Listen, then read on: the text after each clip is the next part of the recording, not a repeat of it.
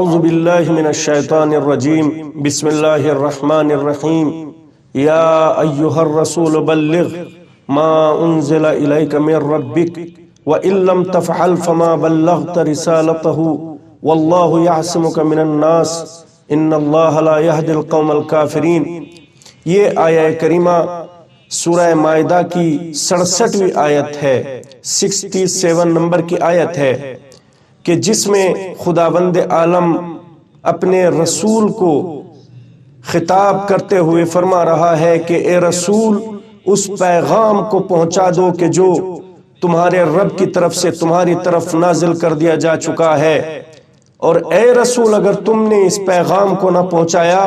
تو اللہ کی رسالت کو تم نے انجام نہیں دیا ہے، اور اللہ تم کو لوگوں کے شر سے محفوظ رکھے گا، بے شک اللہ کافروں کی ہدایت نہیں کرتا ہے۔ اس آیہ کریمہ کے شان نزول میں تمام کے تمام علماء شیعہ کا اتفاق ہے کہ یہ آیہ کریمہ اس وقت نازل ہوئی کہ جب پیغمبر اکرم حجۃ الوداع کے بعد مکہ مکرمہ سے واپس ہو رہے تھے تو مقام جحفہ کے پاس مقام غدیر خم پر جس وقت پہنچے تو یہ آیہ کریمہ نازل ہوئی۔ حالانکہ اس میں بعض مفسرین نے، محدثین نے، مورخین نے شبہ اندازی کی بھی کوشش کی ہے۔ مثال کے طور پر یہ کہا ہے کہ یہ آیت اس وقت نازل ہوئی کہ جب پیغمبر اکرم بت پرستوں کے خداؤں کی بدگوئی کرنے سے رک گئے تھے، اس وقت یہ آیت نازل ہوئی۔ یا پھر یہ کہا کہ منافقوں کے بہکانے کی وجہ سے پیغمبر اکرم جہاد سے رک گئے تھے، یا پھر یہ شبہ ڈالنے کی کوشش کی کہ یہود و نصارہ سے وحشت زدہ ہونے کے بعد پیغمبر اکرم جس وقت وحشت میں پڑ گئے تھے تو یہ آیہ کریمہ نازل ہوئی، لیکن نہ کفار و مشرکین کا کوئی خوف تھا پیغمبر اکرم کو، اور نہ یہود و نصارہ سے کبھی ڈرے، اور اس وقت تو پورے حجاز پر پیغمبر اکرم کا قبضہ ہو چکا تھا، اسلام کا ہر جگہ چرچا ہو چکا تھا، تو اس وقت پیغمبر اکرم کے لیے خوف و دہشت کا کوئی مسئلہ نہیں تھا، اس وجہ سے کہ پیغمبر اکرم فخر ابراہیم تھے کہ جو اس وقت بھی کفار و مشرکین سے نہیں ڈرے کہ جب وہ تنہا مولا کائنات علی ابن ابی طالب کے ساتھ تھے۔ لیکن اس آیت میں جو شبہ اندازی کی کوشش کی گئی ہے اس کے پیش نظر یہ بھی کہا گیا ہے کہ یہ آیت روز عرفہ جمعے کے دن نازل ہوئی ہے، لیکن یہ بھی نظریہ غلط ثابت ہو رہا ہے۔ کیوں؟ اس وجہ سے کہ خود مسلمانوں کی تفاسیر میں، کتابوں میں یہ بات ثابت ہو چکی ہے کہ روز عرفہ جمعے کے دن نہیں تھا، روز جمعہ کو روز عرفہ نہیں تھا، بلکہ پیر کو روز عرفہ تھا۔ تمام کے تمام مذہب شیعہ اور اکثر علماء اہل سنت کا اس بات پر اتفاق ہے کہ یہ آیت پیغمبر اکرم پر اس وقت نازل ہوئی کہ جب آپ 18 ذی الحج کو مقام غدیر خم پر پہنچے ہیں۔ تفسیر در منصور، تفسیر کبیر، مجمع الزوائد، المعجم الکبیر، ان تمام کے تمام اہل سنت کی کتابوں میں یہ بات وارد ہوئی ہے کہ یہ آیت اس وقت نازل ہوئی۔ تفسیر در منصور میں یہ عبارت ہے کہ حینما نصب الرسول علیا علما للناس وخلیفتہ من بعدہ، یہ آیت اس وقت نازل ہوئی کہ جب پیغمبر اکرم نے مولا کائنات علی ابن ابی طالب کو لوگوں کا امام بنایا اور اپنے بعد کے لیے خلیفہ بنایا ہے۔ جبریل امین نازل ہوئے، پیغمبر اکرم کے اوپر درود و سلام بھیجا، اور درود و سلام بھیجنے کے بعد جبریل امین نے یہ آیت سنائی، یا ایھا الرسول بلغ ما انزل الیک من ربک، اے رسول اس پیغام کو پہنچا دو کہ جو تمہاری طرف نازل کیا جا چکا ہے۔ اور جس وقت یہ آیت پیغمبر اکرم نے سنی، یہ حکم پروردگار پیغمبر اکرم نے سنا، تو پھر جلال الدین سیوطی اس طریقے سے اپنی تفسیر میں رقم تراز ہیں کہ اس وقت پیغمبر اکرم نے تنہائی کا احساس کیا اور بارگاہ الہی میں عرض کیا، اے پروردگار میں کس طریقے سے اس حکم کو پہنچا سکتا ہوں، اس وجہ سے کہ میں تنہائی کا احساس کر رہا ہوں، میں اکیلے پن کا احساس کر رہا ہوں۔ اے پروردگار اگر لوگوں نے میرے اس پیغام کو نہ مانا، قبول نہ کیا اور وہ مرتد ہو گئے تو پھر کیا ہوگا؟ تو خداوند عالم نے دلاسا دیا، واللہ یعصمک من الناس، اللہ تم کو لوگوں کے شر سے محفوظ رکھے گا۔ اور وہ وقت تھا کہ جب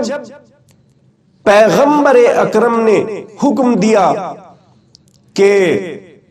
جو آگے بڑھ گئے ہیں ان کو پیچھے بلایا جائے، جو پیچھے رہ گئے ہیں ان کا انتظار کیا جائے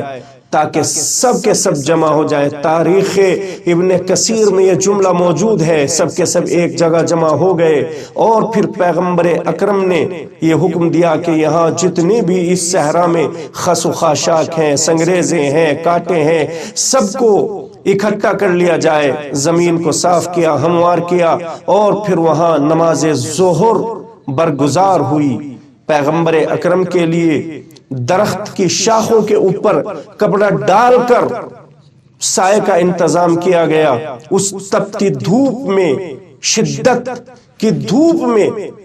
جب لوگ سر منڈا کر حج سے آئے ہوئے تھے، پیغمبر اکرم نے ایسے صحرا میں روکا کہ جہاں سخت دھوپ تھی، اور نماز کے بعد پھر پیغمبر اکرم